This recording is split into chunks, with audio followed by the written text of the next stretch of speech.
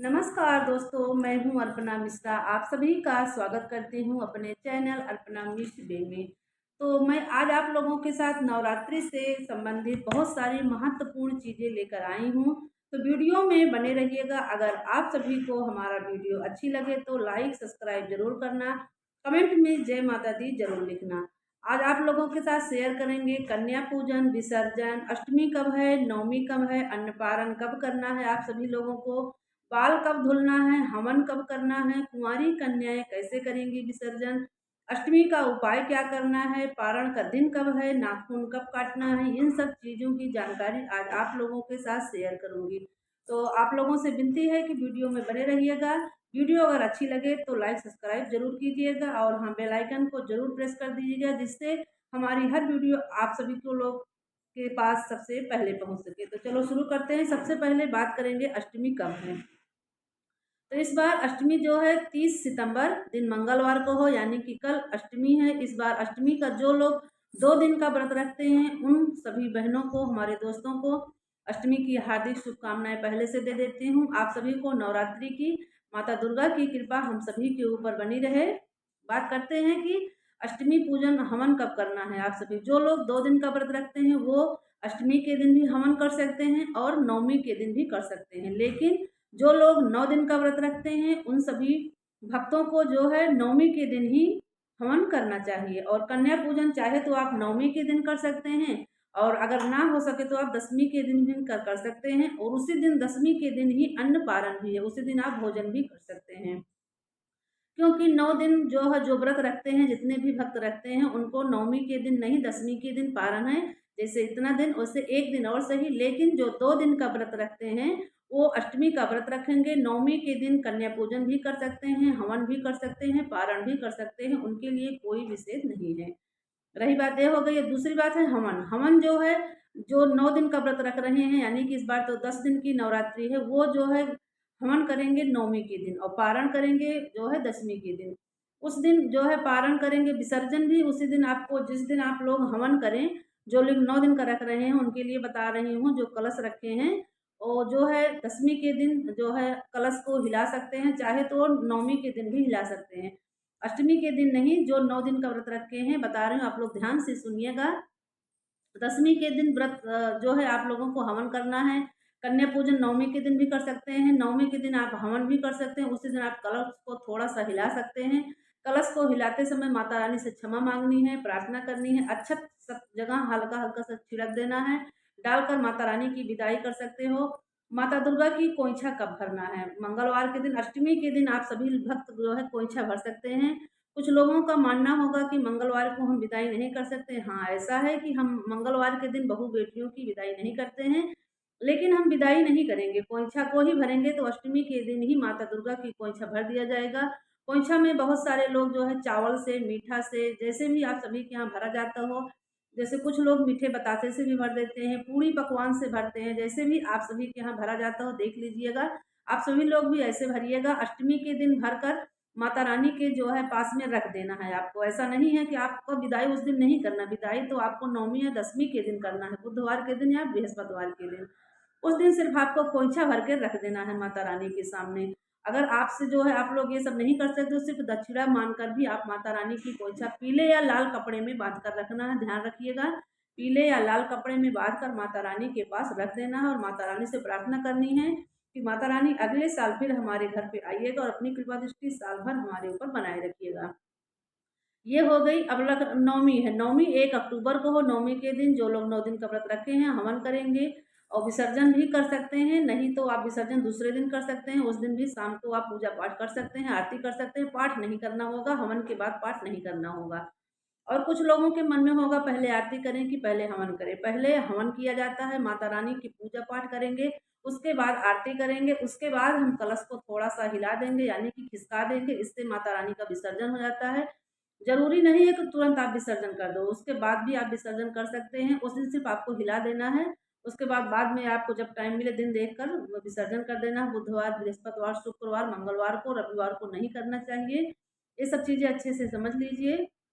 उसके बाद है कन्या पूजन। कन्या पूजन जो है, जो 2 दिन का व्रत रखे हो नवमी के दिन भी कर सकते हैं, लेकिन जो 9 दिन का व्रत रखे हैं वो 9वीं के दिन हवन करेंगे, जो है कन्या पूजन भी उसी दिन कर सकते हैं। लेकिन 10वीं के दिन भी अगर किसी कारणवश आप 9वीं के दिन कन्या पूजन नहीं कर पाते हैं, तो आप 10वीं के दिन भी कन्या पूजन कर सकते हैं, कोई दिक्कत नहीं है। उस दिन कन्या पूजन के बाद आप जो है खुद जो है अन्नपारण कर सकते हैं, भोजन कर सकते हैं। कहा जाता है कि जो कन्याओं को हम भोजन खिलाते हैं, तो उसमें से हमें भी थोड़ा-सा भोग के रूप में, प्रसाद के रूप में खाना चाहिए, तभी हमारा अन्नप्राशन पूर्ण होता है। इसलिए तो ध्यान रखिए, अगर नहीं हो सकता है, कुछ लोग नहीं भूल जाते हैं, तो उसमें से थोड़ा-सा प्रसाद आपको चाहे फल हो, चाहे मीठा हो, रख देना है कहीं पर सुरक्षित जगह पर। तो उससे आप दूसरे दिन जब भी आप जो है भोग अन्नपारण करें, उस दिन आप खा सकते हैं। और जो है माता रानी की जिस दिन हम विदाई करेंगे दुर्गा माता की, उस दिन ध्यान रखिएगा माता रानी से हमको सुहाग भी लेना होता है। उस दिन हम माता दुर्गा को, गौरी माता को सिंदूर लगाएँगे, वह सिंदूर हम अपने मांग पर भी लगाएँगे। कुछ कुँवारी कन्याएँ होती हैं जो 9 दिन का व्रत रखती हैं, तो वो भी सुहाग माता उसी तरह से पूजा करेंगी, उसी तरह से सब कुछ करेंगी, बस जो है सिंदूर माता रानी को लगाकर अपने मांग में नहीं, माथे पर लगाएँगी, गले पे लगा सकती हैं। जिस तरह वो भी सुहाग ले सकती हैं, माता रानी सबका सुहाग अटल करेंगी, अमर करेंगी और हमेशा ज़िंदगी भर सौभाग्यवती बनाए रखेंगी। अष्टमी का उपाय आप लोगों को शेयर करूँगी आप लोगों के साथ। अष्टमी का उपाय ये है कि अष्टमी जो है आप सभी को तो पता है 30 सितंबर को है, दिन मंगलवार को। इस दिन आप लोग एक पान का उपाय ज़रूर कीजिएगा। पान का उपाय क्या है? आप 1 पान ले सकते हैं, 2, 3, 4, 5 जितना भी आप ले सकते हैं, ऐसा कोई ये नहीं है। 1 पान में भी उपाय हो सकता है, 2 में भी हो सकता है। तो आप 1 पान लीजिएगा, 1 पान लेकर उसमें माता रानी को लौंग, इलायची, फूल वाली लौंग लेना है 2 और 2 इलायची लेना है, थोड़ा-सा बतासा लेना है और उसमें शहद लगा देना है, कत्था लगा देना है, चूना नहीं लगाना है, सुपारी भी नहीं रखना है। माता दुर्गा को चूना और सुपारी नहीं लगाना है।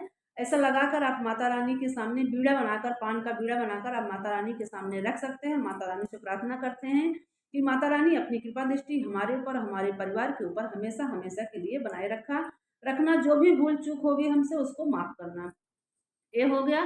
दूसरा उपाय है पान का भी आपको करना है कि आपको एक पान का पत्ता लेना है, उसमें लाल या पीले कलर से, कुमकुम से या हल्दी से या पीले चंदन से आपको लिख देना है, ओम ह्रीं क्लीं चामुंडाय विद्महे नमः। माता रानी के सामने उसको समर्पित कर देना है। अर्पित करने के बाद दूसरे दिन सुबह नहा धोकर जब भी आप पूजा पाठ करने के लिए जाएँगे, तब आपको उसे ले लेना है और उसको अपनी तिजोरी में रख लेना है। यदि आप लोग तिजोरी में नहीं रखना चाहते, तो आप किसी मंदिर में जाकर जो है समर्पित कर सकते हैं या किसी जो है स्वच्छ नदी में, स्वच्छ जल में, स्वच्छ कुएँ में या नीम के पेड़ के पास भी आप रख सकते हैं। इससे भी माता रानी की कृपा बनी रहेगी। लेकिन ज़्यादा सही होगा कि आप उसको अपनी तिजोरी में रखें, साल भर माता रानी की कृपा बनी रहेगी। माता दुर्गा, नौ दुर्गा हमेशा आपके ऊपर अपनी कृपा दृष्टि बनाए रखेंगी, सभी दुखों से भी आपको जो है मदद करेगा, दुःख आपके घर से नहीं आएगा। जब तक माता रानी की वो पान का पत्ता आपके घर में, आपकी तिजोरी में रहेगा, माता दुर्गा का आशीर्वाद हमेशा आपके साथ बना रहेगा और आर्थिक स्थिति भी मजबूत होती है। ऐसा कहा जाता है कि माता दुर्गा हमारे घर में धन संबंधी समस्या भी दूर करती हैं। तो पारण तो मैं आप सभी को बता ही सकी हूँ कि पारण जो है 10वीं के दिन आप सभी को करना है, दिन बुधवार होगा। उस दिन आप लोग उस दिन पारण कीजिएगा जो है माता रानी को समर्पित करके। 9वीं के 10वीं के दिन बुधवार को भी कर सकते हैं और बृहस्पतिवार को भी आप पारण कर सकते हैं 10वीं के दिन। उस दिन विजयदशमी भी है और जो है लंका रावण का दहन भी है। कुछ एक रील बड़ी वायरल हो रही है, आप लोग बताइएगा देखे हैं कि नहीं, कि का उस रील में बताया गया है कि इस दिन रावण और महात्मा गांधी दोनों एक साथ आ रहे हैं। बताओ, कुछ भी लोग वायरल कर देते हैं, मजाक के रूप में, कॉमेडी के रूप में बना रहे हैं, कोई बात नहीं है। जो है कर दिए हैं। अब बाल कब धोएं? आप लोग मंगलवार को जो है माँ, जैसे आप लोग मंगलवार को दिन से बड़ा त्योहार होता है, कहते हैं कि वार से बड़ा त्योहार होता है, आप मंगलवार को भी धो सकते हैं, कोई दिक्कत नहीं। सोमवार को भी धो सकते हैं, लेकिन जो अष्टमी का व्रत रखते हैं, जैसे एक दिन पहले आप सोमवार को भी व्रत रखते, मंगलवार को आपका अष्टमी का व्रत रहेगा, तो सोमवार को आप बाल धो सकते हैं। अगर किसी कारणवश आप भूल गए, नहीं धो सकते हैं, तो मंगलवार को अभी आप धो लेना, कोई दिक्कत नहीं है, क्योंकि वार से बड़ा त्योहार होता है। और जो 9 दिन का व्रत रखे हैं उनका तो व्रत रहेगा ही। वो जो है 9वीं के दिन भी बाल धुलकर अच्छे से अपना साफ वस्त्र पहनकर और जो है हवन की तैयारी करेंगे और जो है उसी दिन कन्या पूजन भी कर सकते हैं। लेकिन ध्यान रहे उस दिन अन्नपारण नहीं, अन्नपारण आपको 10वीं के दिन करना है, यानी कि बृहस्पतिवार के दिन करना है। कोइंछा मंगलवार को भरने की मैं बता ही सकी हूँ। कुछ लोगों के मन में था कि मंगलवार को कोइंछा नहीं भरा जा सकता है, तो अब मंगलवार को कोइंछा भर सकती हैं। विदाई मंगलवार को माता रानी की नहीं करनी है, विदाई आपको दूसरे दिन करनी है। कन्या पूजन में कुछ लोगों के मन में, हमारी सब बहनों के मन में, भक्तों के मन में होता है कि जो एक माता रानी की देन है कि पीरियड के समय कन्या का भोजन हम बना सकते हैं कि नहीं बना सकते हैं। तो ध्यान से सुन लीजिएगा बहनों, कन्या पूजन का जो भोजन होता है पीरियड के दौरान हम नहीं बना सकते हैं, क्योंकि उस समय हम अपवित्र होते हैं। तो नहीं बनाएंगे तो जो है किसी, या अगर हमारे घर में कोई है, किसी महिला है, कोई पुरुष है जो बनाना बना लेते हो, उनसे चाहे हलवा पूड़ी ही कुछ भी 2-4 पूड़ी माता रानी के 9 पूड़ी ही बनवाकर साफ रख दें। उसके बाद जो है कन्याओं को हम भोजन करा देंगे। अगर नहीं हो सकता है तो आप फल के रूप में भी करा सकते हैं, मीठा के रूप में भी करा सकते हैं, गाय को खिला सकते हैं, ऐसा नहीं है। अगर लेकिन आपको नहीं बनाना चाहिए, जब तक आप स्वच्छ ना हो जाएं तब तक आप कन्या पूजन का जो है भोजन नहीं बनाना चाहिए। अपवित्र होता है और अशुभ भी माना जाता है। अगर आपके घर में कोई है तो आप उनसे बनवाइए, अगर नहीं है तो आप फल के रूप में, मीठा के रूप में, दक्षिणा के रूप में भी कन्याओं को दे सकती हैं और उनसे उनका पैर रखकर उनसे क्षमा मांग सकती हैं। माता रानी तो अंतर्यामी है, सब कुछ जानती हैं, हमारे मन की बातें भी जानते हैं और हमारे दिल की बातें भी जानते हैं, उसमें हम कुछ कर नहीं सकते। और आप लोगों के साथ यदि हम जैसे कन्या नहीं मिल रही, कन्याओं की बहुत समस्या हो जाती है उस दिन, क्योंकि कन्याएं भी बहुत बिजी होती हैं, कभी उनके यहाँ, कभी उनके यहाँ, कभी पड़ोस में, कहीं कहीं से कन्याएं बहुत बिजी हो जाती हैं। और कन्या पूजन का मुहूर्त भी है सुबह 6 बजे से 11:30 बजे तक। तो इस समय यदि कन्याएं नहीं मिले तो परेशान होने की कोई ज़रूरत नहीं है। आप सभी को ना मिले तो आप जब भी आपको कन्या मिले तब भी आप खिला दीजिए, मुहूर्त के चक्कर में मत पड़िएगा, क्योंकि ना मिले तो परेशान होने की ज़रूरत नहीं होती है। पूरा दिन माता रानी का ही दिन है, 9 दिन 10 दिन जो भी नवरात्र चल रहा है सब माता रानी का दिन है। इसमें घबराने की, परेशान होने की कोई ज़रूरत नहीं है। माता रानी को उतनी ही कृपा मिलेगी, जब भी मिले आप खिलाइएगा ज़रूर। यदि आप लोगों को 9 कन्याएँ न मिले, बहुत समस्या हो जाती है, 9 कन्याएँ भी नहीं मिलती हैं, तो उसमें भी आपको परेशान होने की ज़रूरत नहीं है। आप 1 कन्या से भी पूजन कर सकती हैं, 2 मिले तो 2 करें, 3 मिले तो 3। यदि एक भी कन्या आपको नहीं मिलती है तो 9 जगह थाल में आपको सजा देना है, 9 जगह कन्याओं का भोजन निकाल देना है, उसको आपको गाय को भी खिला सकते हैं। दक्षिणा 9 कन्याओं के बराबर जो भी आप देना चाहते हैं, जो भी आपको दिल से समर्पित किए हैं, उसको आप किसी कन्या को, किसी गरीब को भी दे सकते हैं। और जो है 9 पैकेट मिठाई का हो या फल का हो, जो भोजन का हो, जो भी आप कन्याओं को जो है खिलाना चाहती हैं, उसका पैकेट बनाकर आप मंदिर में भी दान कर सकती हैं। गरीब लोगों को, असहाय लोगों को, ज़रूरतमंद लोगों को आप दान कर सकती हैं, वो भी एक कन्या पूजन के बराबर ही होता है। अगर आपके घर में 1 कन्या है तो आप 1 कन्या को भी 9 थाल में सजाकर थोड़ा-थोड़ा उस कन्या को भोग लगाकर बाकी जो बचे भोजन होते हैं आप गाय को खिला दें, किसी जंतु को भी खिला सकते हैं। जिस उससे भी आपको पूरा ही फल मिलेगा। बस 1 कन्या को आप भोजन यदि करा रहे हैं तो 9 कन्या के बराबर आप उनको दक्षिणा दे दीजिए, उपहार दे दीजिए, और 9 कन्या के बराबर ही आशीर्वाद हमको मिलता है। और कन्या पूजन के समय ध्यान रखिएगा, जब भी हम कन्या पूजन करते हैं उसकी विदाई के बाद, जब भी हम कन्या का पैर रखकर उनकी विदाई करते हैं, तो एक बात ध्यान रखिएगा, तुरंत झाड़ू पोछा नहीं करना चाहिए, क्योंकि वो माता रानी के स्वरूप में कन्याएं हमारे घर में आई थी, उनका पैर हमारे घर में आशीर्वाद के रूप में पड़ा था, तो तुरंत हमें झाड़ू पोछा नहीं करना चाहिए।